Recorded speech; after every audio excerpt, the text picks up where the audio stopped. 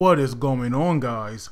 This is All Gaming with my review of BlazBlue Alter Memory episode 5. And this episode, it was good. It had ups and downs, at least to me. But let me tell you all what I thought about it. So the episode, it was pretty well rounded, except for that random middle where they added in that filler for some reason. I'm not sure why they added that. Like, maybe it was just, to make the anime a little longer, but it was just like pointless to me. But the episode starts off with Rachel now returning to her home, where her butler has made some tea for her, and they're talking back and forth, and of course she's saying that she's an observer, and she knows that the world is now heading in a different motion than how it used to be. And when she brings up Teremi, her butler actually makes a comment that she was smiling. So maybe Rachel could be kind of excited about how things are going to pan out, because maybe she was bored of this old timeline the world was following, and with Teremi or Hazama now shaking things up, it would make things a lot more interesting. So afterwards we go to a guy named Tager, and he's in some aircraft right now as he's going to Takamagahara. And while he's going there, he's like talking back and forth to Kokonoe, where she wants to get her hands on Noelle first to stop Hazama and Religis and stop their plans.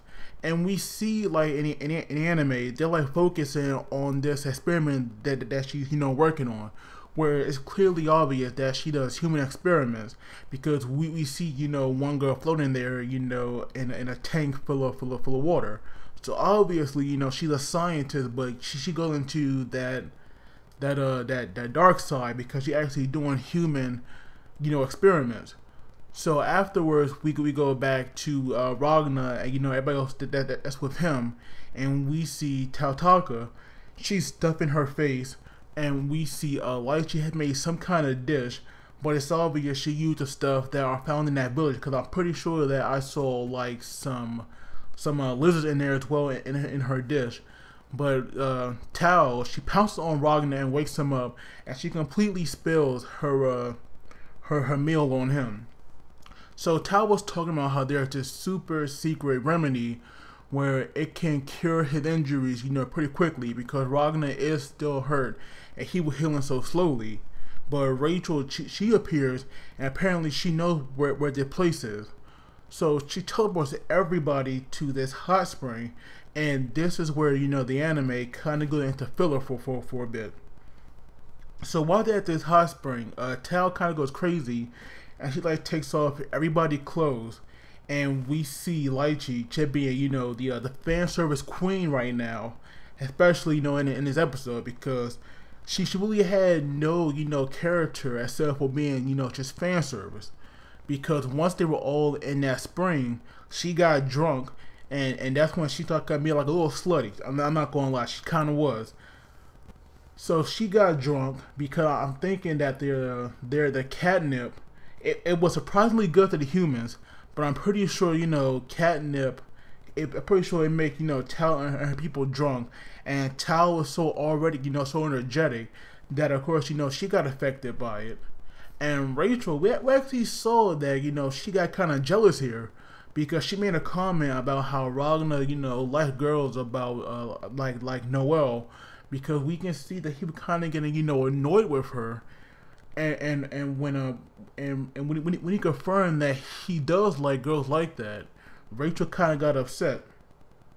And then at one point when the bandage came off Ragnar and he was like almost perfectly healed, that's when she decided to leave, because I'm pretty sure she didn't like how he's feeling. So maybe there's some, unhealing feeling that we don't know about just yet. But while Lychee and Tao were like messing with Noelle, they accidentally made her fall on this drain button, and that right there drained the spring, and they all got separated. So right now, Tao and Lychee are together, and Noelle and Ragnar were together. And they were like walking through this forest, and he was saying that the ether, it was like pretty thick there. And we just saw like these weird looking creatures come out of this forest. And Ragnar left his sword behind because he never took it to the spring. And so Noelle kind of had to step up, and she summoned her guns.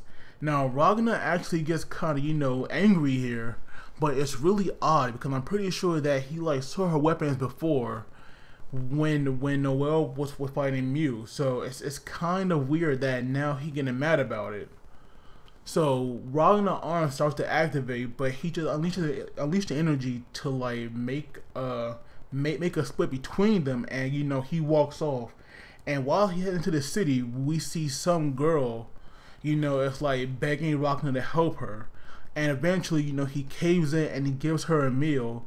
And we learn that this character is like really unique because at first, you know, Ragnar picks her right away that there are 2 people inside of her, but we learned that there are 3. So the first one that like Ragnar met was Sena, and she was pretty nice.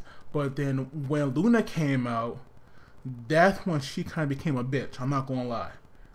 But then the real personality came out, and that person was Platinum, the Trinity. So all 3 people like share one body. So, but only, you know, Sena and Luna, they can be in control fully, but Platinum sadly can only be in spiritual form. And hopefully, you know, this character won't just be here, and she'll appear, you know, down the road. I'm pretty sure now because of this, some people are going to be curious about such a complicated character. So now afterwards, we go back to Rachel again. No, actually, you know, after Ragnar had walked out, Tager spotted him because he was following, you know, these Azure Gilmore, you know, particles, I guess, that he could sense, and it led him to Ragnar rather than Noelle. And then we just see Kokonoe actually has an idea, and she summons something that was similar to Mew. Now, this is our first time seeing this character, but I'm pretty sure most people already, you know, recognize her. And then, you know, back with Rachel, we actually had this this flashback where after, you know, Ragnar lost his arm and was like bleeding out, we learned that Rachel is the one that had gave him the Azure Grimoire. And Kokonoe actually called this weak, but we have seen the power that Ragnar has, you know, showed off with it. So I was like wondering, like, how in the world can she call this weak? But she does kind of explain it, you know. So she does explain watching it gets weak, but we all know Ragnar is a powerhouse. But it is funny though how Trinity, you know, warned him not to fight Hazama. So it goes to show you that even though Ragnar is the main character and he has all this power, some people in their world think that he can't be Hazama. So it goes to show you how strong he really is. But like I said, this episode, it was good. And then we had like it's ups and downs for me because that whole, you know, Hot Spring thing, it was filler. So it really, like, to me, it had no place here when they could have showed off, you know, more of the story. Like if they took that out, we could have seen Ragnar fight whatever Kokonoe summoned, you know, right there, rather than have to wait until next week. But guys, that right there was my review. Hopefully you all have enjoyed it. Please don't forget to like the video and subscribe because that really helps me out. But as always, you guys take it easy, and we'll see you all next time.